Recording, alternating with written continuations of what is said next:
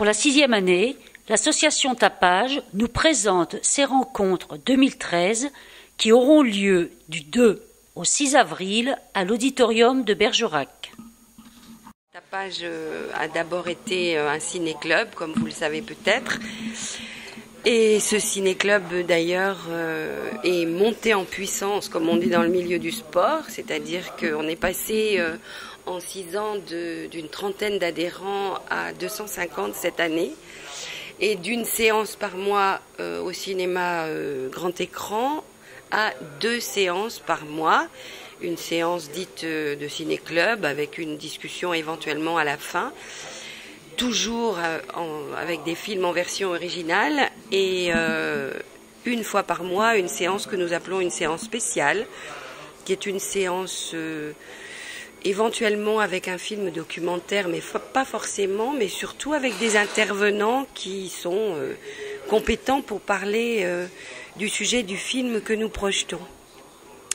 Et les rencontres sont un peu le point d'orgue de l'année et sont au fond 5 séances spéciales de ciné-club avec 5 soirées autour d'un film et des intervenants compétents pour animer une discussion.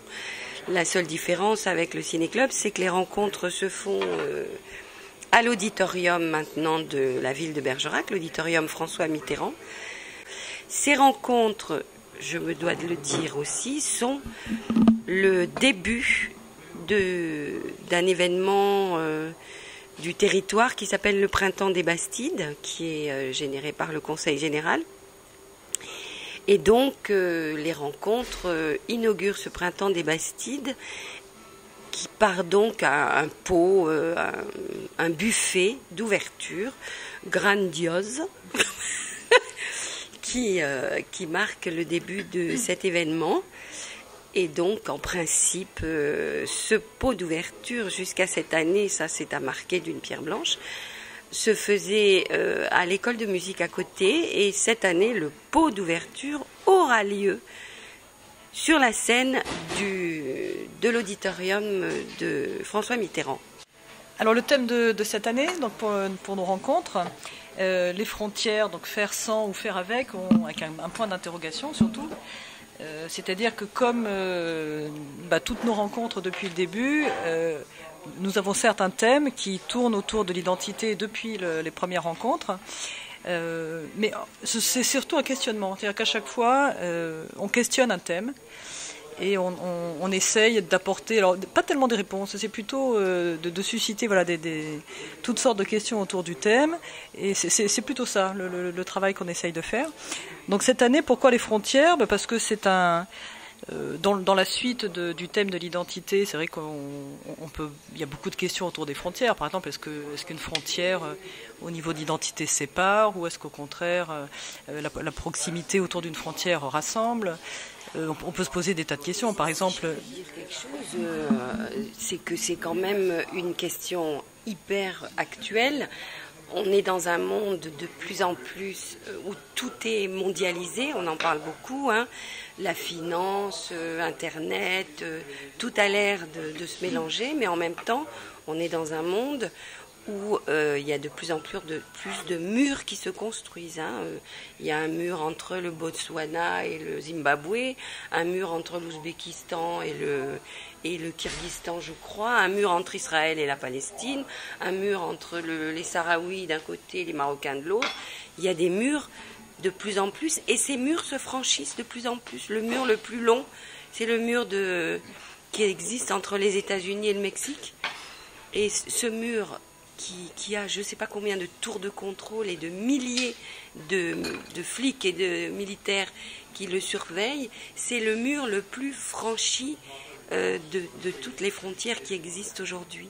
Donc c'est un drôle de... C'est vrai que c'est bizarre, à la fois il y a Médecins sans frontières, Plombiers sans frontières, enfin tout le monde veut être sans frontières, et en même temps on reconstruit des murs. Moi je faisais le lien par rapport au thème qui rassemble un petit peu toutes nos rencontres depuis le début, donc l'identité, et c'est vrai que outre l'actualité du thème, autour des frontières, c'est vrai qu'on peut se poser des tas de questions. Par exemple, entre un Alsacien et un Allemand, est-ce qu'il n'y a pas plus de proximité qu'entre un Alsacien et un Marseillais, par exemple?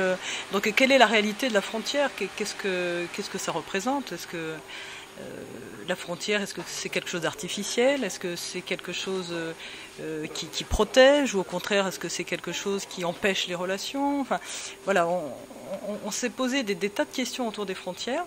Et c'est un thème, justement, qui... même en dépassant les frontières simplement géographiques, on peut aussi aller au-delà d'autres types de frontières entre cultures, etc. Donc voilà le thème qu'on a voulu décliner cette année, avec toujours cette question, faire sans, parce qu'effectivement, comme disait Christine, on parle beaucoup de mondialisation, le monde devient une seule place où on pourrait peut-être envisager de se passer de frontières, le village planétaire, etc.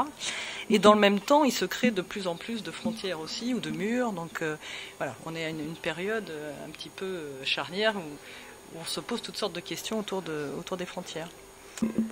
Les films, on les choisit une fois qu'on a décidé d'un thème. Contrairement au programme du Ciné-Club, plus précisément, le Ciné-Club, on programme des films parce qu'on a envie de les montrer ici, parce qu'ils nous plaisent, alors que pour les rencontres, c'est le thème qui prime.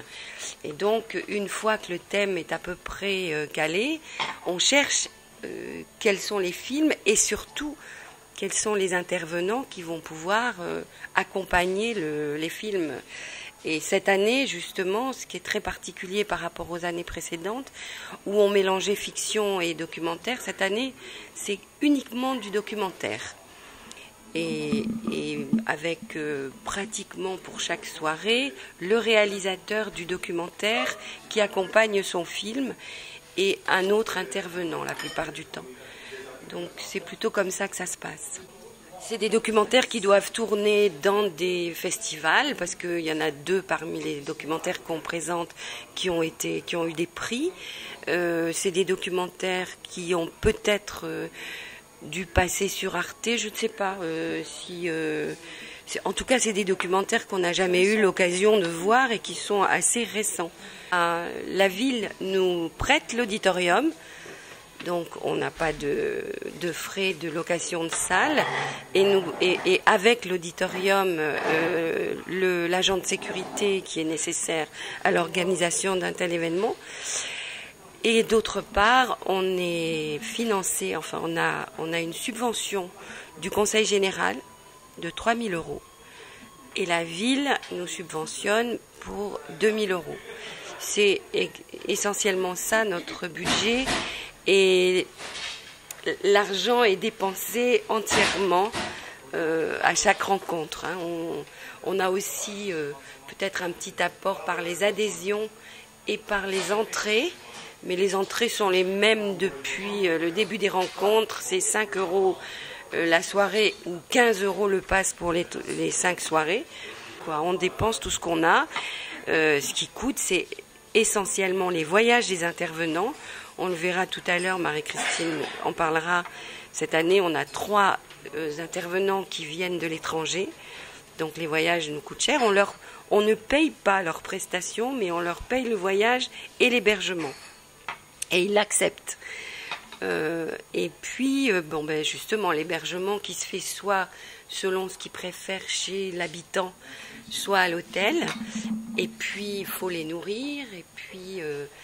payer ce fameux buffet d'ouverture qui doit être un petit peu correct parce que c'est le printemps des Bastides, c'est l'image de l'ouverture du printemps des Bastides. Donc voilà ce qui...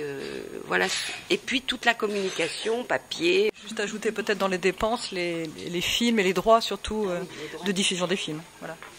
Pour le programme des rencontres, un petit peu comme depuis les premières rencontres, on a un thème qu'on décline ensuite sur 5 soirées avec des sous-thèmes qu'on a choisis pour chacune des soirées.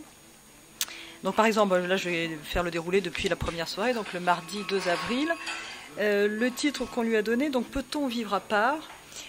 Puisque là on présente un documentaire sur des tziganes qui vivent en bordure de Montpellier, de la ville de Montpellier, et qui sont à la fois un peu à part de la ville et en même temps voilà, tout proches, qui sont aussi de part et d'autre des frontières, puisqu'ils vont, voilà, ils vont et viennent régulièrement, de Montpellier à la Roumanie, etc.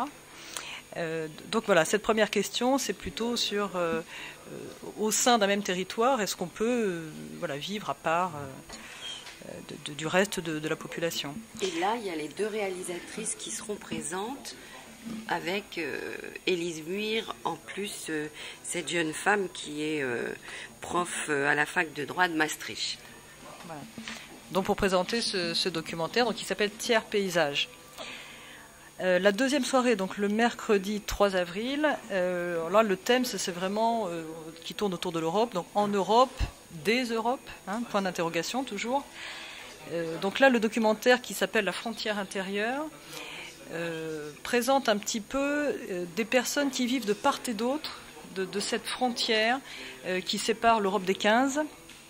Donc les premiers pays voilà, les plus riches, on va dire, de l'Europe des 25, donc suite à l'entrée en 2004 de 10 pays supplémentaires dans l'Europe. Et donc cette frontière qui va au nord de la mer Baltique jusqu'au sud de la mer Adriatique, et qui donc longe la Pologne, la République tchèque, la Slovaquie, la Hongrie, la Slovénie, voilà, jusqu'au sud, et qui donc présente des personnes qui vivent de part et d'autre de cette frontière qui n'existe plus vraiment, voilà, dans les faits, mais qui dans les têtes ou dans les imaginations, dans la culture, dans les souvenirs, existe et est encore très très présente pour toutes ces personnes qui vivent le long de cette frontière. Alors pour animer cette soirée, donc un des réalisateurs sera également présent, Nicolas Panetier, et nous aurons aussi Philippe Rekasevich qui est un cartographe, géographe, qui travaille au monde diplomatique et qui travaille aussi pour le programme des Nations Unies pour le développement. Lequel Philippe Rekasevich vient de coordonner un numéro spécial du monde diplomatique qui sort là au mois d'avril sur les frontières. Ça tombe très bien. D'ailleurs, le Diplo va nous envoyer un certain nombre de ces revues pour les diffuser auprès des gens qui viendront aux rencontres. Voilà, il s'agit du numéro d'avril-mai de Manière de voir, hein, la revue du monde diplomatique. Alors donc Philippe Rekasevich, comme disait Christine tout à l'heure, est un de nos 3 intervenants qui viennent de l'étranger, puisque lui vient de Norvège, hein, c'est ça ? Oui, voilà. Il habite dans une île en Norvège. Et c'est un type qui fait des cartes au crayon de couleur. Et elles sont, d'ailleurs, il y en a plein dans ce numéro de Manière de voir. Et c'est incroyable de voir la façon dont il travaille les cartes. Très intéressant. Alors la 3e soirée, donc le jeudi 4 avril. Donc là, on va présenter un film qui s'appelle Calais, la dernière frontière. Et pour présenter un thème qu'on a appelé donc touriste ou immigré économique, donc toujours point d'interrogation. C'est-à-dire que là, on s'intéresse à un lieu qui est un peu emblématique, donc Calais, qui est un lieu de rencontre à la fois de tous ces exilés qui espèrent voilà, leur passage en Angleterre pour voilà, cette vie meilleure dont ils rêvent.